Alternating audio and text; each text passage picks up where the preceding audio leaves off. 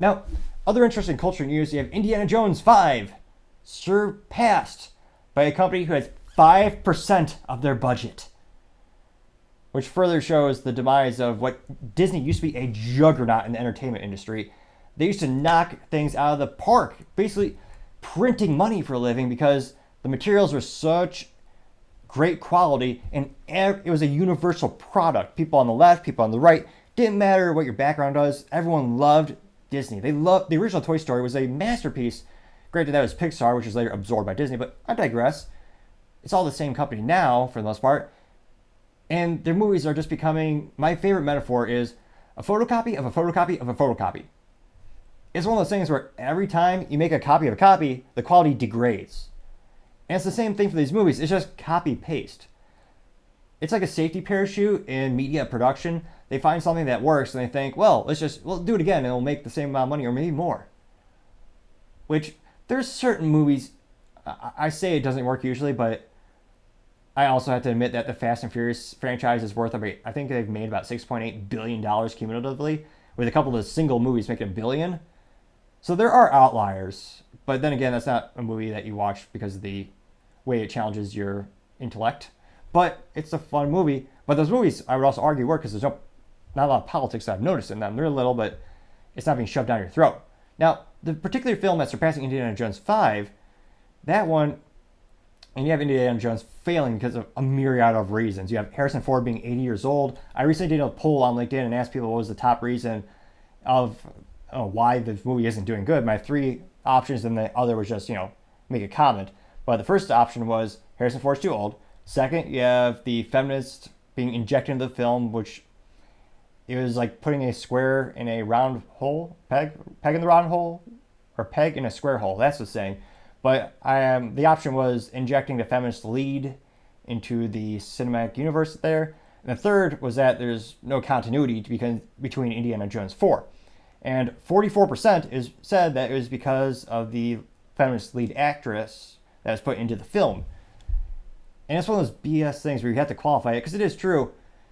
To clarify, for the 50 millionth time, leads with females can do great. Resident Evil was one of the most successful sci-fi movies of all time. Same with Underworld with Kate Beckinsale, or Stein, whatever her name is called. I'm not the best with pronunciations. Obviously, you've tuned in before, hopefully.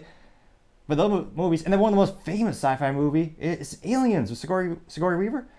Those movies are legendary, but they didn't feel like it was feminist verbiage shoved down your throat. Indiana Jones 5, she actually pejoratively says, well, that she punches Indiana Jones, and she's happy and proud of that fact.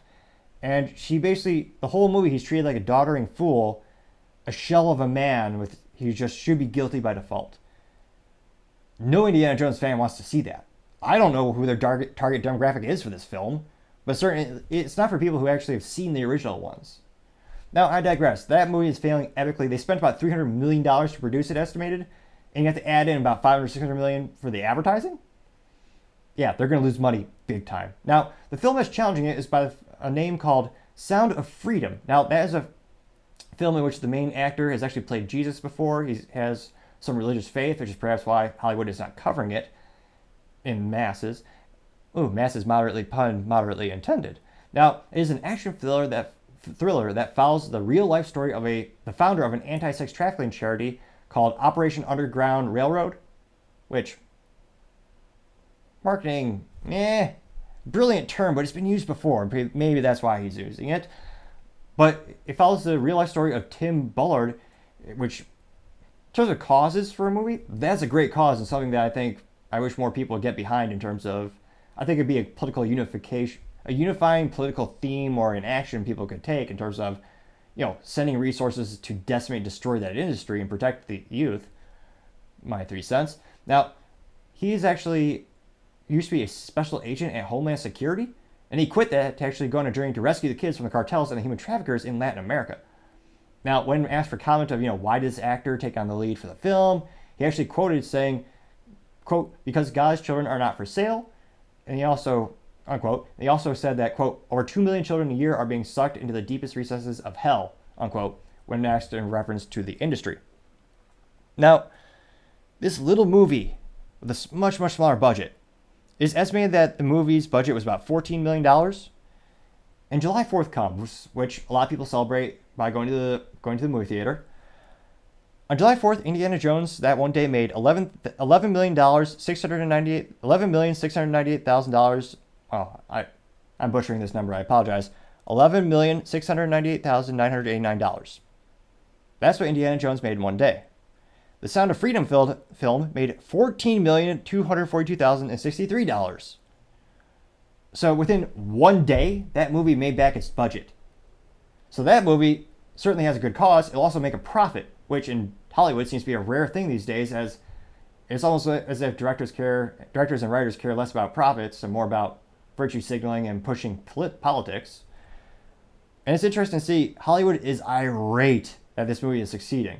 So the one or two articles that do admit that this movie exists, they actually take issue and say, they say it's a political movie, which it shouldn't be divisive. It should be something that unites everyone, although given Hollywood's past, I could see why they might not like this film. Now, it looks like in terms of political involvement, Ballard, the real life one, he testified before the House Foreign Affairs Committee and shared footage of the sting operations portrayed in The Sound of Freedom with the media. He was actually appointed to the Public-Private Partnership Advisory Council to End Human Trafficking by Donald Trump in 2019. So some people, I suppose, are saying he's a Trumper or he advocates for Trump, but Trump did nominate him to that position for that committee. Now, interestingly enough, the committee was terminated in 2020, which, why would you get rid of that committee is beyond me. Seemed like they were doing some good in the world, but maybe I digress into why that might be. They don't want that to exist. But it's interesting to see all these articles just attacking the movie, saying it's a political movie, or criticizing this guy because he has faith in his life, or because the main person that the movie is about, it looks like he was on this committee.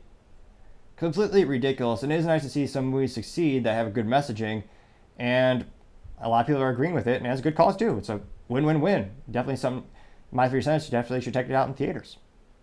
Thank you everyone for taking the time to tune in today. We're trying to get to 3,000 subscribers this month, so I really appreciate you taking time to click that subscribe button. Don't forget to like as well as leave comments. The feedback is greatly appreciated. Also, don't forget to tell your family, tell your friends, tell your coworkers, heck, tell your enemies, tell anyone and everyone. Just stay safe and fight the good fight.